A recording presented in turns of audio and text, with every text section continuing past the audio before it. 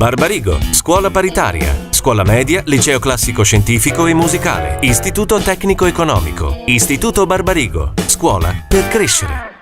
Il nome del film? La forza del campione.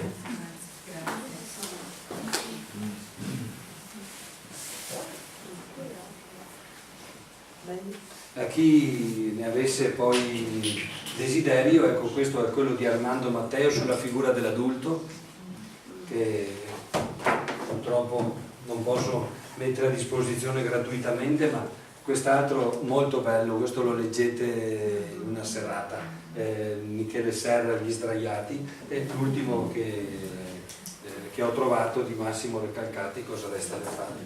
Ma prima forse è meglio che a voi la parola.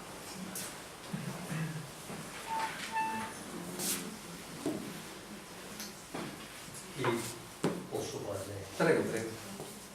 Sì, molto semplicistico, parlo dell'ultima parte, fattore della spazzatura. Sapete dov'è? Cosa? Cioè, sì, è un ottimo consiglio, ma poi alla fine c'è un lavoro. Sì. Era una riflessione,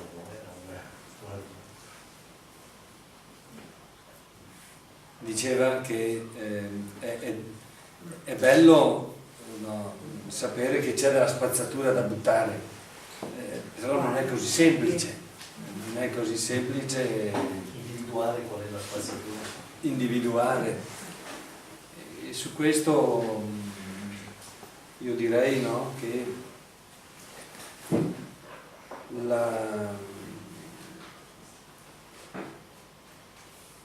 ritorno sul concetto che ho abbinato un po' all'idea di spazzatura, il fatto cioè che la relazione tra genitori e figli è un elemento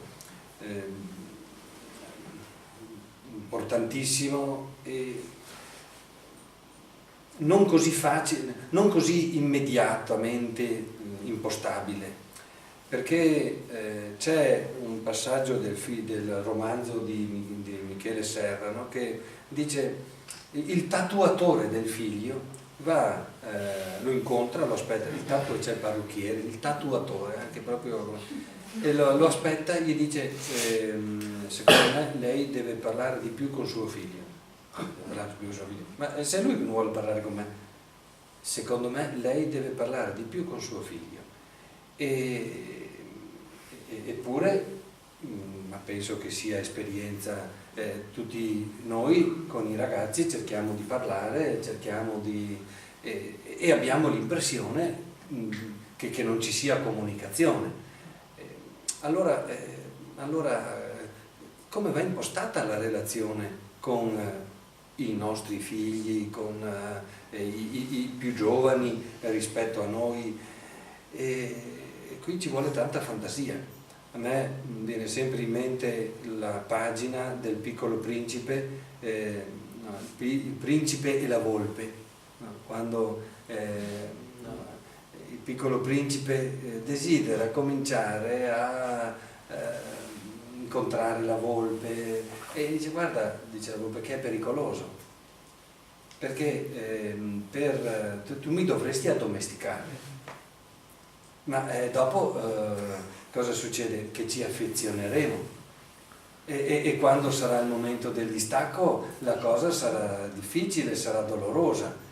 No, io voglio provare. Allora ogni giorno va, si ferma, aspetta, è lì che attende, la volpe arriva e sempre di più si avvicinano fin quando appunto il rapporto è tale da poter dire: tu sei la mia volpe e io sono il tuo principe.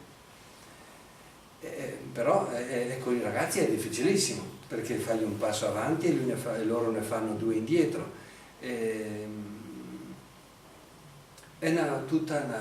Diciamo, è un settore da impostare, da inventare in continuazione. Di sicuro mi è capitato, no, di incontrare lì al centro universitario sia studenti dell'università che studenti della scuola superiore, che chiedono di essere ascoltati. Ascoltati vuol dire che nella mente dell'adulto non deve esserci la precomprensione rispetto a quello che il ragazzo sta per dire, ma veramente la libertà mentale, per cui ti accolgo, dopo ti dico la mia, ma ti accolgo e ti ascolto, e tu non sei soltanto quello che deve imparare qualche cosa da me, ma tu hai diritto di esprimerti, di dire le tue perplessità, i tuoi dubbi, le tue paure. Tu hai un valore unico, irripetibile, che nessuno ti può né ti vuol togliere. E dico, ma i tuoi genitori a casa non fanno questo? Non sempre lo colgono. Perché? Perché un genitore ha 1000 preoccupazioni per la testa, perché un genitore tanto so già cosa mi devono dire, tanto hanno già, no, probabilmente la spazzatura lì è proprio quello che noi pensiamo di aver capito dei nostri figli, e in realtà i nostri figli anche crescono, camminano, diventano grandi, sono diversi da come noi li possiamo pensare, li possiamo immaginare, e chiedono di essere riconosciuti in questa loro diversità, in questa singolarità. Lo noto soprattutto quando si tratta di fare la scelta degli studi universitari. Facciamo un percorso di orientamento al centro universitario che è proprio formativo, non solo informativo, a cui peraltro assolve già abbondantemente l'università stessa, che fa corsi di informazione, e molti ragazzi che si presentano, anche abbiamo 180 erano presenti anche lunedì scorso, hanno il grosso dilemma: ma io ho un genitore che fa l'avvocato, ho dei genitori che sono medici, io non posso, o dicono non posso non fare quello che fanno loro perché si sentono, oppure per reazione io non devo fare quello che stanno facendo loro, e magari in nuce c'è un medico proprio chiaramente, lo vedi limpido, lo vedi risplendere, riconoscere il figlio, riconoscere i figli per quello che sono, a prescindere da quelle che sono le nostre attese su di loro, e poi sapere che noi siamo adulti, loro sono giovani.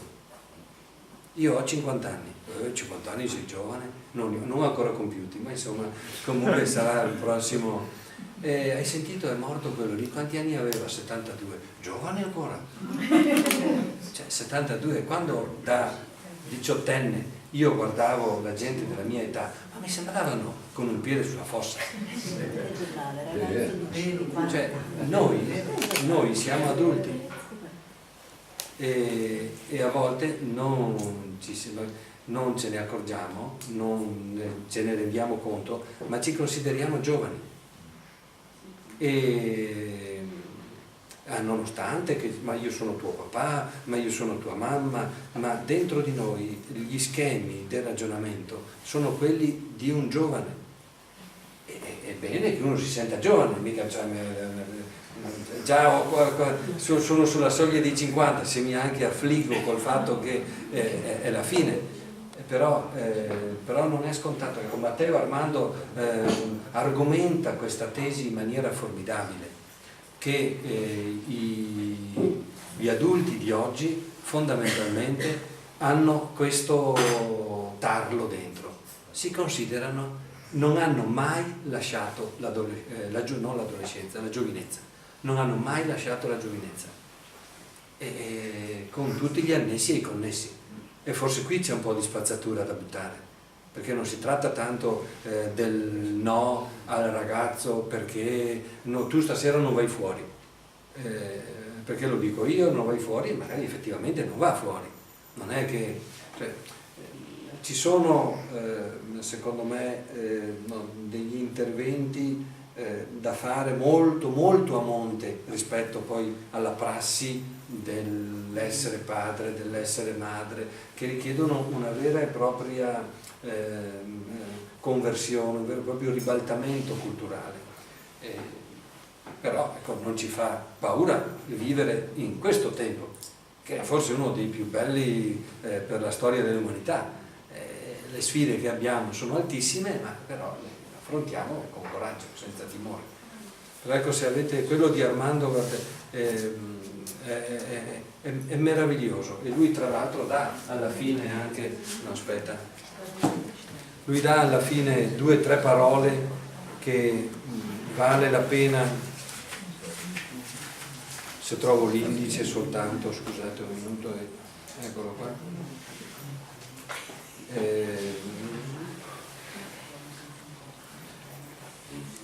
Quali sono le 3 parole su cui porta la riflessione? Autorità, amore e desiderio.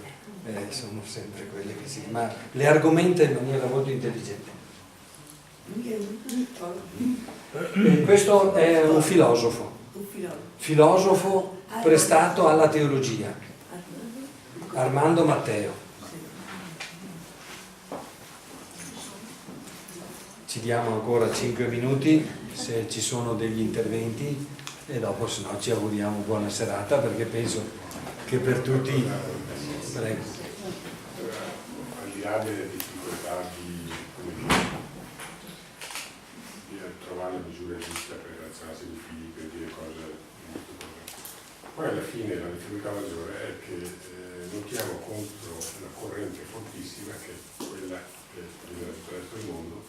Quindi tu hai voglia di dire guarda, insomma, non devi venire a casa per fare una notte cieca, ci si può divertire, però di fatto gli amici tornano tutti a casa a di notte e tu hai voglia di dire vieni a casa per tempo, che dopo domani devi studiare, andare a scuola, devi lavorare,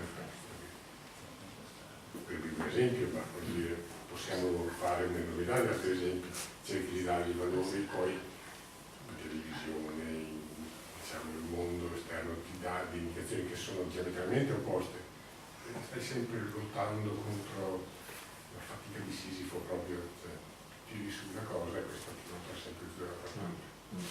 Questo è vero, ma è proprio questo che fa dire agli psicanalisti che questo non è il tempo di Edipo, ma è il tempo di Telemaco.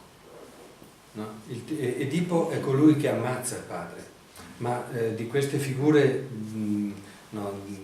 simbolo della paternità parleremo la prossima volta. Questo è il tempo di Telemaco, cioè è il tempo di chi avverte che manca il padre e lo va a cercare, perché questa enormità di possibilità che i ragazzi hanno crea disorientamento, crea confusione.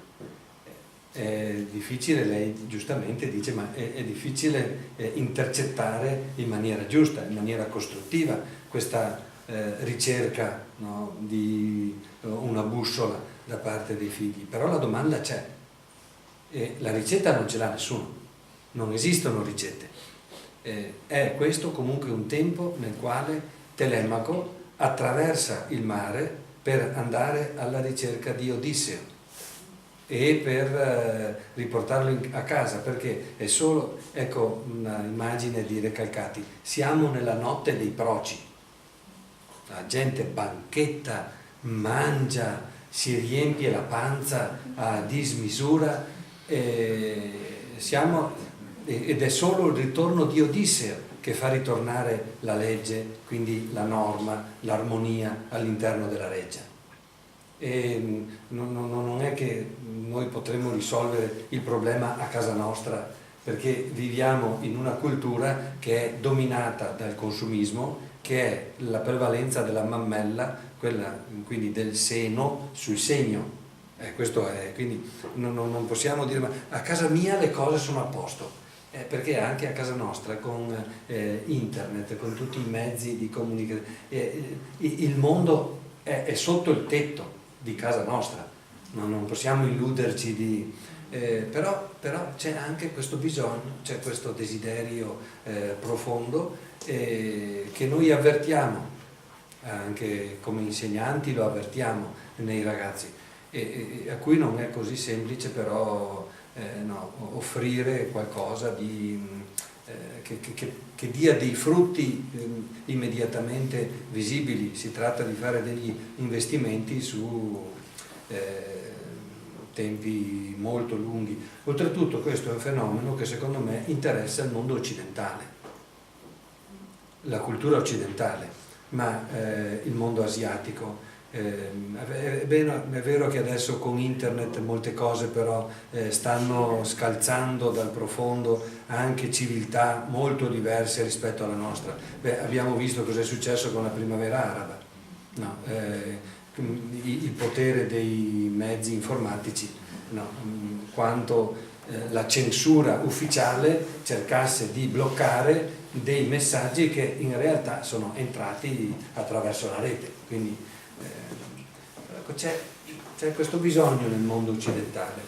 Sapremo noi dare una risposta, forse non dipenderà solo da noi, però se non altro che quelle 3 indicazioni di Massimo e quella di Mauro sono importanti. Il desiderio, fare in maniera che questo desiderare di andare oltre quello che io già ho, di valicare le cose che adesso mi danno soddisfazione alla ricerca di un senso più grande. È questo che veramente dovremmo, perché potremmo avere anche tutti i cellulari possibili ed immaginabili, ma non è il cellulare che rende felice una persona, ma sono le relazioni. E potremmo continuare con le applicazioni, ma non è questo. Dare testimonianza di una promessa raggiungibile, non una promessa indefinita, che non ha né capo né coda, una promessa che noi abbiamo già cominciato a sperimentare. Ecco, questo è possibile.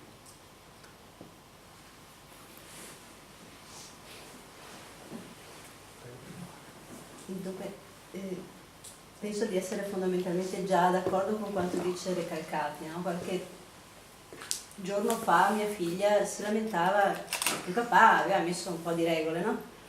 E per spiegarle il perché la mamma si comporta in maniera diversa ho detto: guarda, la mamma è qui per dirti che tu sei ok, il papà è per dirti che puoi migliorare, no? Questa è stata un po' la sintesi. E questo è così come funziona a casa mia. Però è anche vero che io mi occupo di matrimoni e vedo che la mamma invece deve assumere delle caratteristiche che sono del papà oggigiorno. Cioè la mamma sta al governo e i figli stanno all'opposizione. E questo io credo ha dei rischi. E questo io credo erode anche quella che è la prerogativa del papà, no? Sì. Infatti su questo non sono entrato proprio perché è un'altra serata abbondante. Che chiederebbe, sì, perché è vero, di fronte all'evaporazione, a questo scolorire della figura paterna, ne ha acquistato fortemente l'autorevolezza della madre, non solo perché è accogliente, ma perché è la madre spesse volte che deve fare anche da padre. Senza adesso invocare la teoria dei gender e tutto quello che è annesso e connesso a questa ipotesi, a questa tesi. Di fatto al centro universitario, scusate se cito ancora, vado per esperienza, abbiamo fatto quest'anno un laboratorio, un gruppo di parola per giovani padri. 5 ragazzi da 27 a 33 anni, ragazzi, bambini quasi. Dunque, uno appena diventato padre, la figlia di 3 mesi, Gli altri invece con 2 figli, ma in ogni caso piccoli, perché famiglie normalissime, di persone che si vogliono bene, però 3 su 5 dicevano la figura più autorevole, quella che dà le regole a casa, è mia moglie, non sono io. Io non ho neanche un argomento anche che non ho toccato, è il femminismo e il movimento femminista e quello che ha portato da una parte nel definirsi dell'identità, del ruolo della donna, e dall'altra nel mettere in crisi una certa immagine, no, del ruolo del maschio e del padre. Ma comunque paradossalmente proprio il movimento femminista indica una nuova modalità di assumere e vivere la paternità. Questo è interessantissimo, però ci porterebbe via veramente molto tempo, ma una battuta solo la possiamo fare. Autorità cosa significa? Da dove deriva la parola autorità? Deriva dal latino augeo, augere. Chi ha autorità? È colui che fa crescere.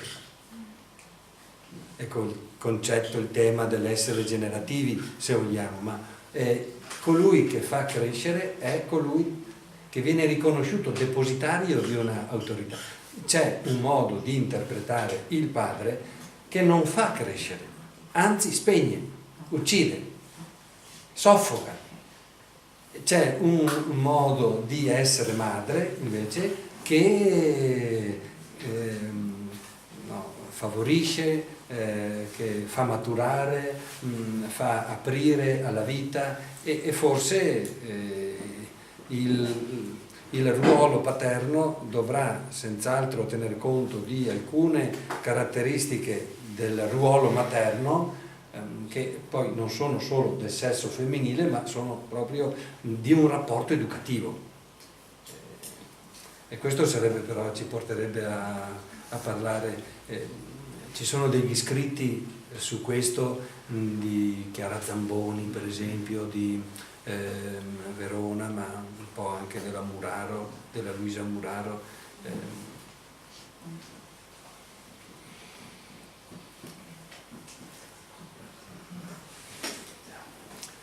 Bene, penso che abbiamo esaurito le batterie, soprattutto perché vedo che le saracinesche ormai si vanno chiudendo e domani voi al lavoro e io alle 8:10 a scuola, ci sarà anche la Margherita, penso, quindi insomma.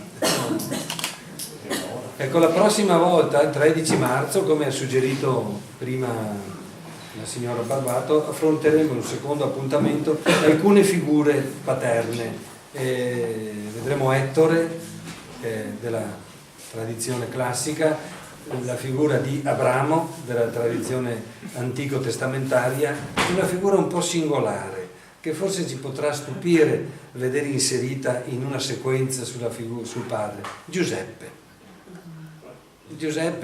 lo sposo di Maria. Noi diciamo, ma Giuseppe è lo sposo di Maria, il padre può essere, e invece secondo me ha degli spunti interessanti. Vi ringrazio, vi auguro buona serata.